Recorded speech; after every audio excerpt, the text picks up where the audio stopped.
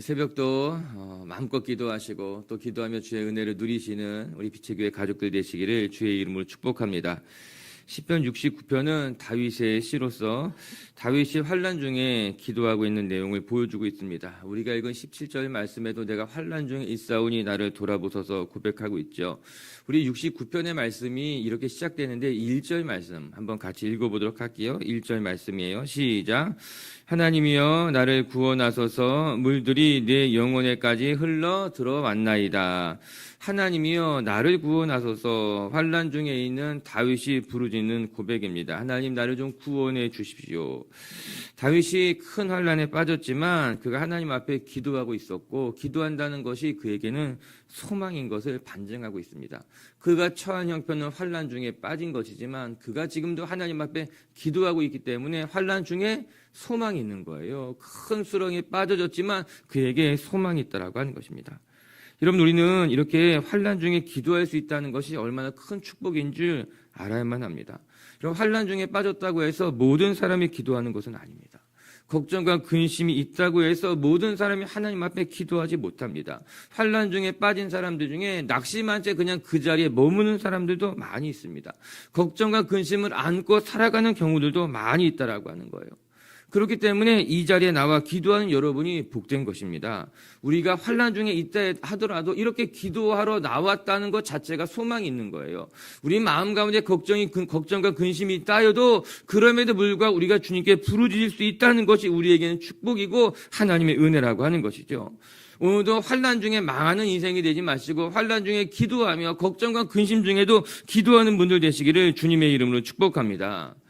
이제 69편의 후반부를 같이 살펴보게 될 것이에요. 오늘도 묵상하고 내일도 같이 묵상하면서 69편을 좀 자세하게 들여다보게 될 텐데 환난 중에 기도하는 다윗의 모습을 볼 수 있고 그 환난 중에 어떻게 기도하는가 또 그 환난 중에 하나님 어떻게 그를 도우시는가를 함께 살펴보면서 오늘도 여러분 곁에 계시고 여러분의 편이 되시는 하나님 만나는 시간 되시기를 주님의 이름으로 축복합니다. 첫 번째 말씀을 통해 배우게 되는 것은요, 우리를 수렁에서 건지시는 분은 하나님이십니다.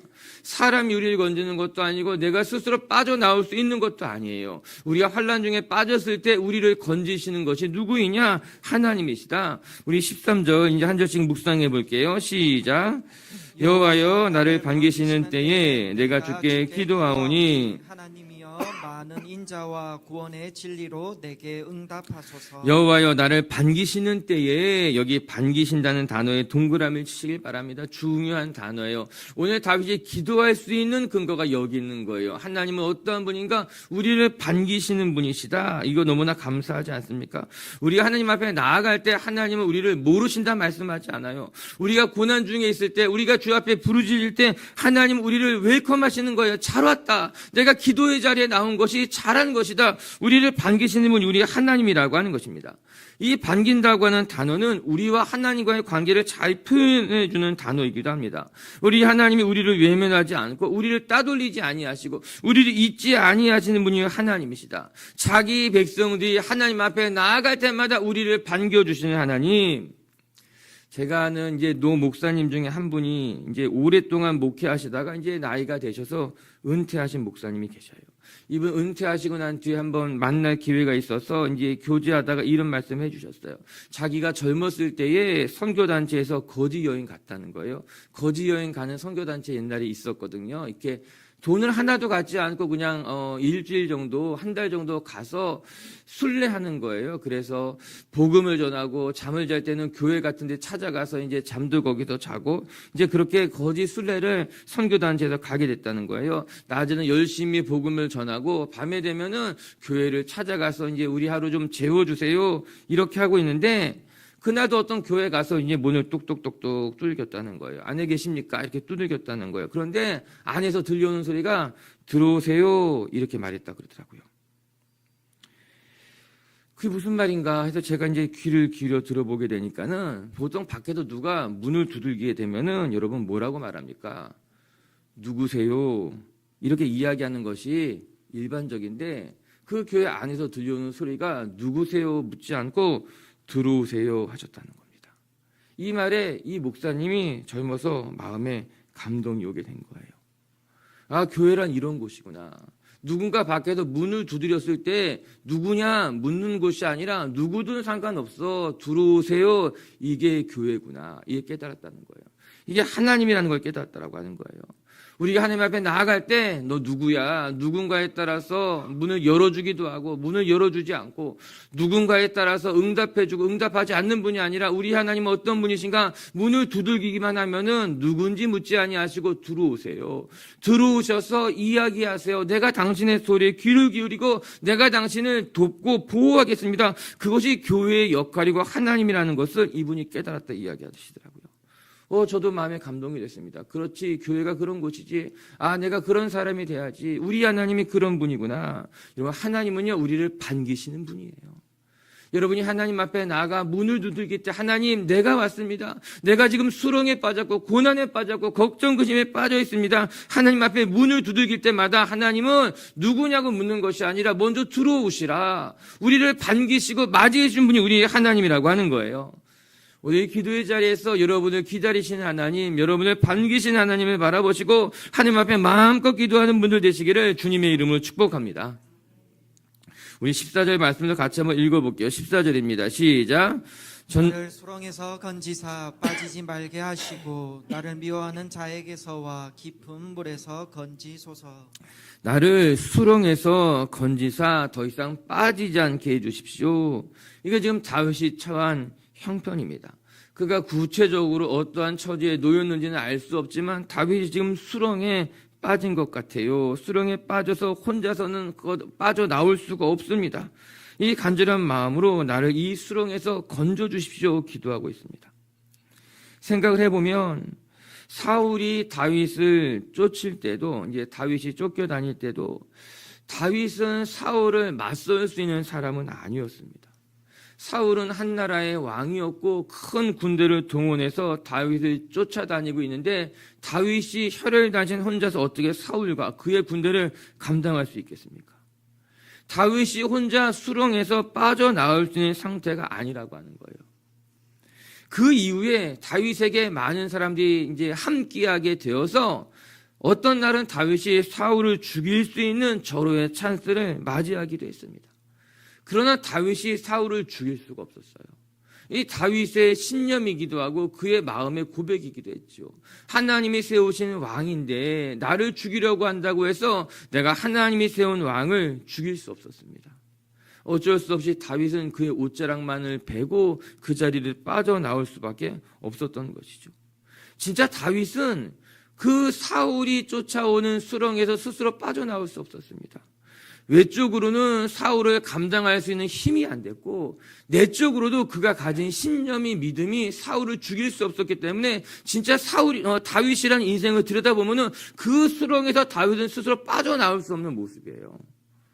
맞설 수도 없고 뭐 그런 신념을 가졌으니 그런 믿음을 가졌으니 하나님이 기회를 주신다고 해도 그거 빠져나올 수 없는 상황이 다윗이 처해져 있는 형편이죠.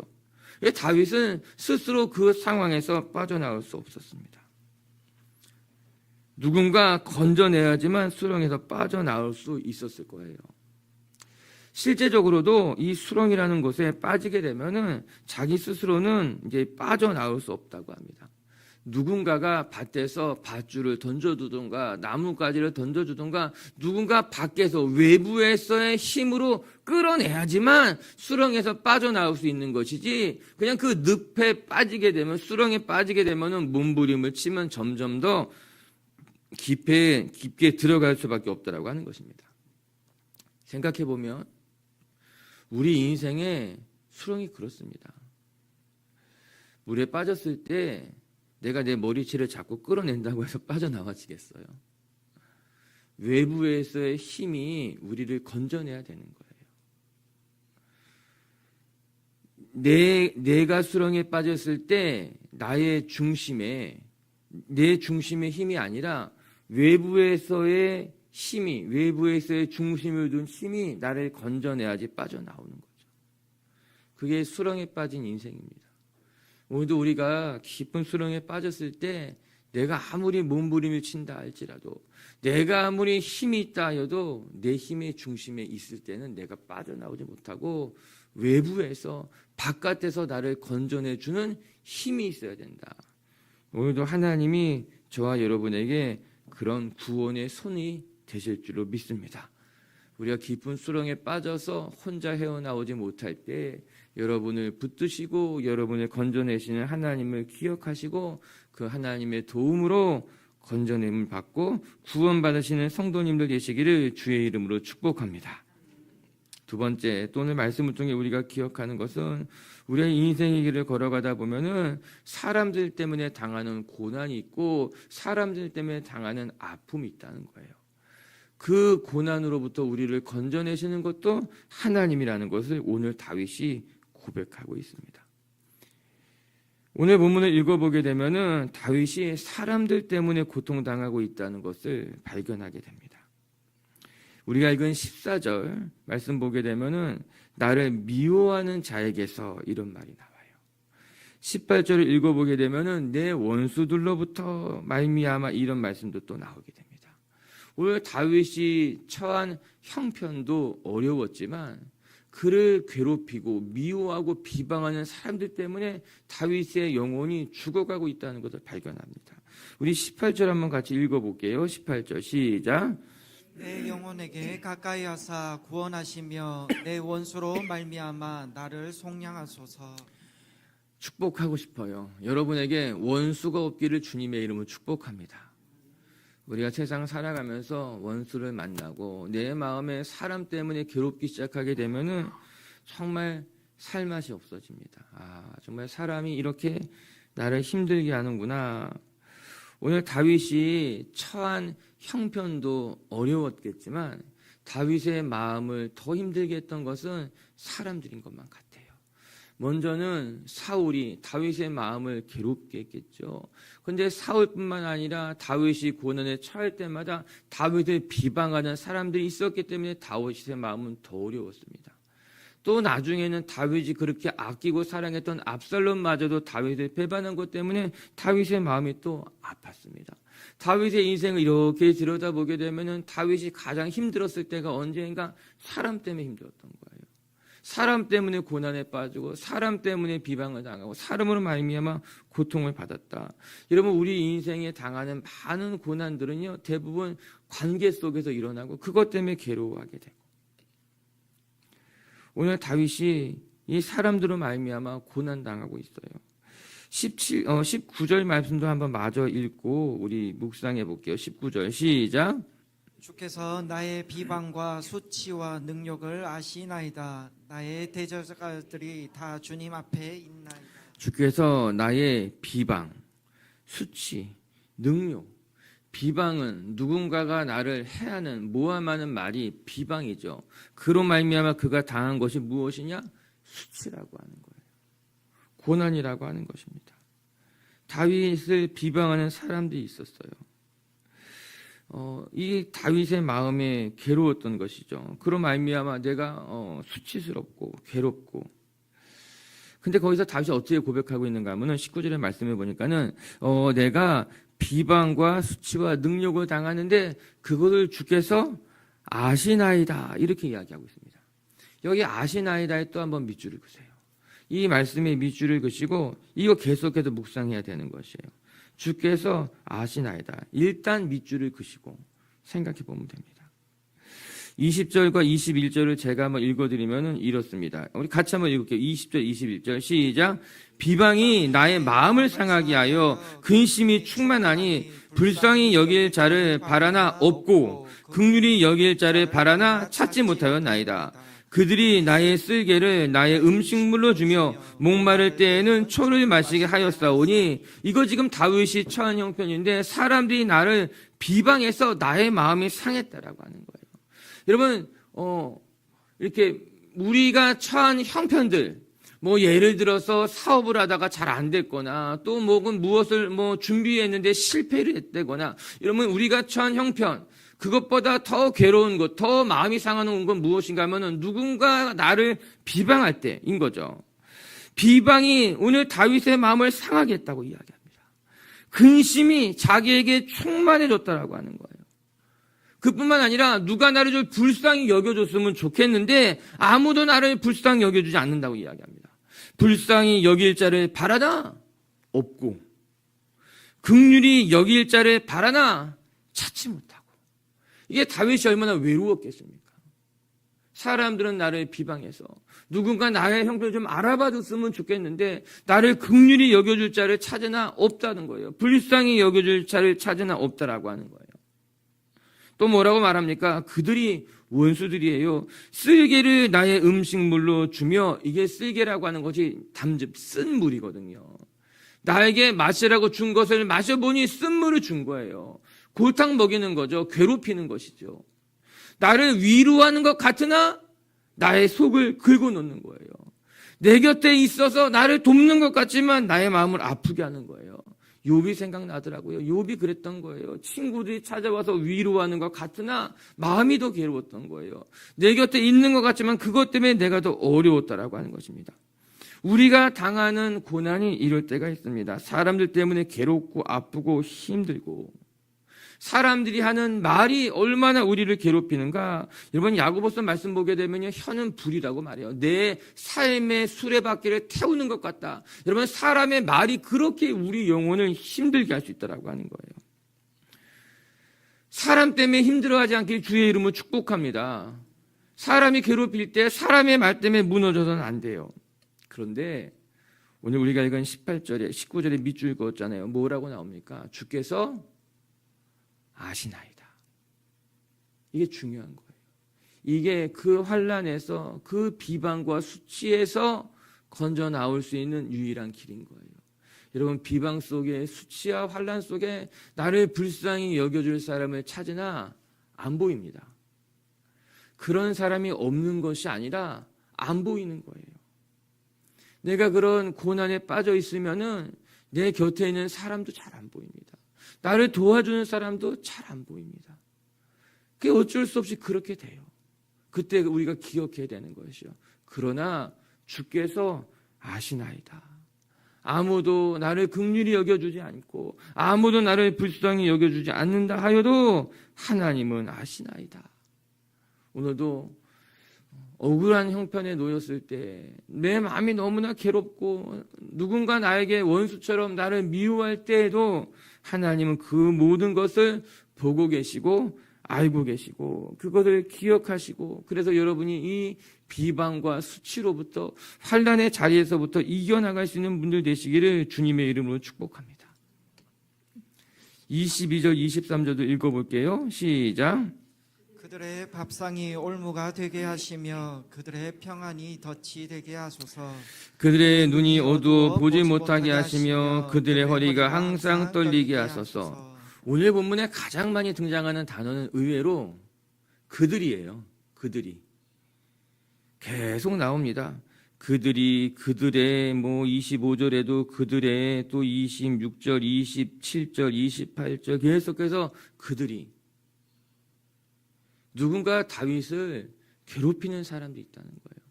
그것도 한 사람이 아니라 그들이라고 하는 것이에요. 가장 많이 나오는 단어들 속에 다윗의 심정이 드러나는 거예요. 하나님, 나를 괴롭히는 사람이 이렇게 많습니다. 그들이 나를 비방하기도 하고 나를 쫓아내기도 하고 나에게 원수가 되기도 하고. 그런데 그들이라는 단어 속에서 또 한 가지를 발견하게 됩니다.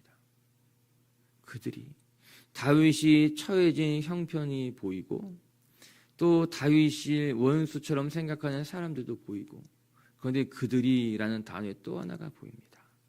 그들은 나의 원수가 되지만 하나님은 내 편이 된다는 거예요. 그들이란 단어가 보여주는 또 하나의 숨겨진 비밀이에요.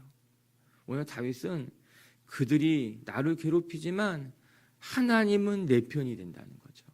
그들이 나를 비방하지만 나는 하나님께 부르짖는다. 그렇게 이야기하고 있는 것 아니겠어요? 여러분, 오늘도 하나님은 비방당하는 사람의 편이 되십니다.